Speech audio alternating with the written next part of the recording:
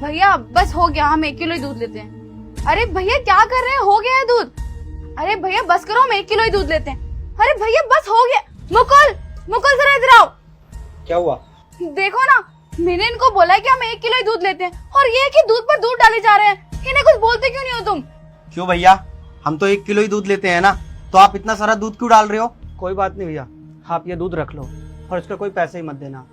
और हाँ एक बात, मैं ना कल से दूध देने नहीं आऊँगा, तो आप ना अपने लिए कोई और दूध वाला ढूंढ लेना। क्या कल से दूध देने नहीं आ पाओगे? भैया आपको पता है ना कि हम लोग ताजा दूध पीते हैं, और आप दूध नहीं दोगे तो हम कैसे पियेंगे? हम पैकेट वाला दूध नहीं लेते हैं। अगर आपको कोई परेशानी है तो हमें बताओ, हम हल कर सके। हाँ हाँ भैया, अगर आपको कुछ भी प्रॉब्लम है तो आप हमसे शेयर कर सकते हैं। हमने कोई हिसाब में दिक्कत करी हो तो आप बोल दीजिए। अगर आपको दूध के पैसे में से कम लग रहे हैं ना तो आप बता दीजिए, हम पैसे बढ़ा देते हैं। लेकिन ऐसे मत बोलिए कि आप बस आज ही दूध देंगे और आज के बाद नहीं देंगे। कुछ बात है तो आप बताइए ना। अरे नहीं नहीं मैडम, ऐसी कोई बात नहीं है, हिसाब में कोई परेशानी नहीं है, और ना ही मेरे को अपने दूध के पैसे बढ़ाने हैं। वो दरअसल बात यह है कि गाँव में मेरी बहन की शादी है। अरे भैया आपकी बहन की शादी है, ये तो बहुत अच्छी बात है ना, मुबारक हो। भैया वो बात दरअसल ये है कि जो लड़के वाले हैं वो दहेज में 50 लाख रुपए मांग रहे हैं। कह रहे हैं 50 लाख रुपए जब दोगे तभी शादी होगी। अब आप तो जानते ही है, दूध बेच के इतने पैसे तो मेरे पास होते नहीं कि मैं 50 लाख रुपए जमा करके रखता।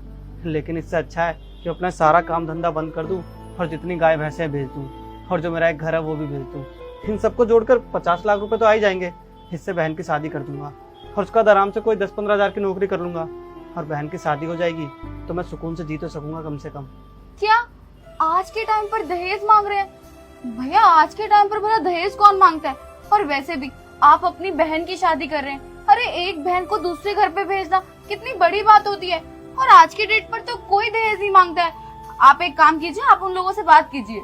मैडम मैं भाई हूँ उसका, अब मेरा इतना फर्ज तो बनता है ना कि उसकी शादी के लिए इतना कर सकूं।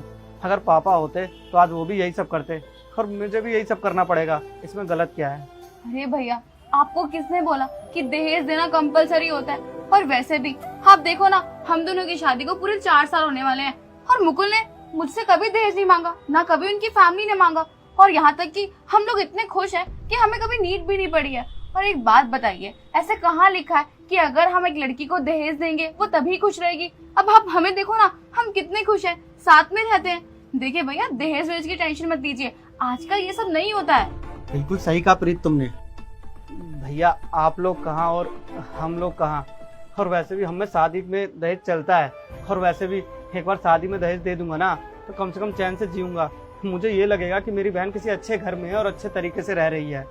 अरे भैया बात छोटे बड़े अमीर गरीब की नहीं है, बात है कि दहेज की। और एक बात बताइए, अगर आप दहेज देंगे तो इसका मतलब है कि आप दहेज प्रथा को अभी तक आगे बढ़ा रहे हैं। हमें इस चीज को बंद करना है, और अगर हमें बंद करना है तो आपको बढ़ावा देना बंद करना पड़ेगा। अगर आप खुद ही उनकी सारी डिमांड्स मांगेंगे तो वो तो और भी ज्यादा बोलेंगे ना। अभी आप खुद देखिए, अभी आपकी बहन की शादी भी नहीं हुई है, लेकिन वो लोग फिर भी आपसे इतनी बड़ी बड़ी चीजें मांग रहे हैं। 50 लाख रुपए, 50 लाख रुपए बहुत बड़ी चीज होती है। एक इंसान की पूरी उम्र निकल जाती है 50 लाख जोड़ने में, और वो आपसे झट से मांग रहे हैं। भैया एक बात बताइए, आपकी इतनी हैसियत भी नहीं है कि आप 50 लाख रुपए अपनी बहन को दे सके। और बात हैसियत की भी नहीं है, बात है खुशी की। अगर आपकी बहन उससे प्यार करती है और वो उनसे प्यार करते हैं तो इसमें दहेज कहाँ से आ गया, पैसा कहाँ से आ गया? देखिए भैया मेरी बात मानिए, तो आप दहेज बिल्कुल मत दीजिए। इससे सिर्फ क्या होगा, उनको बढ़ावा मिलेगा। और कल को एक बात बताइए, उन्होंने फिर से कोई डिमांड रख दी, उन्होंने बोल दिया कि अब हमें गाड़ी चाहिए। इसका मतलब क्या? इसका मतलब है कि आपको अपनी पूरी जिंदगी दोबारा से शुरू करनी पड़ेगी, फिर से आपको अपना सब कुछ बेच देना पड़ेगा, सिर्फ उनकी डिमांड्स पूरी करने के लिए। और अगर उन्होंने आपकी बहन को टॉर्चर करा और टॉर्चर करने के बाद जबरदस्ती मंगवाया, फिर आप लोग क्या करेंगे? बिल्कुल सही कहा प्रीत ने। अगर वो लड़का आपकी बहन से प्यार करता ना तो दहेज कभी नहीं मांगता। मुझे तो लगता है ना उसका परिवार ही लालची है। आप जीते जी बहुत बड़ी गलती कर रहे हैं, अपनी बहन को नर्क में ढकेल रहे हैं। भैया आप लोग बात तो बिल्कुल सही कह रहे हो, लेकिन मेरे को जो ठीक लगा मैं वही कर रहा था। अब आप लोग ही बताओ मैं क्या करूं? अगर वो आपकी बहन से प्यार करते हैं तो वो दहेज की बात ही नहीं करते। और एक बात बताइए, आप ऐसा क्यों बोल रहे हैं कि आपकी बहन की शादी नहीं होगी? देखिए भैया मेरी बात मानिए, तो आज ही अपनी बहन के ससुराल वालों के पास जाइए और उनको साफ बोल दीजिए कि हम कोई दहेज नहीं देने वाले। अगर उन लोगों ने आपकी बात से सहमति कर ली तो इसका मतलब है कि वो आपकी बहन के लिए बहुत अच्छा परिवार है। और अगर उन्होंने नानुकुर करी तो इसका मतलब है कि जीते जी आप अपनी बहन को नरक में धकेलेंगे। मेरी बात मानिए तो आज ही जाके बात कीजिए। हाँ भैया, आप जाइए उनके घर पे। और हाँ, आप अकेले मत जाना, आप अपने किसी रिश्तेदार को लेके जाना जो पढ़ा लिखा हो और समझदार हो। हाँ भैया, आप बिल्कुल ठीक कह रहे हो। आप लोगों ने तो मेरी आंखें खोल दी।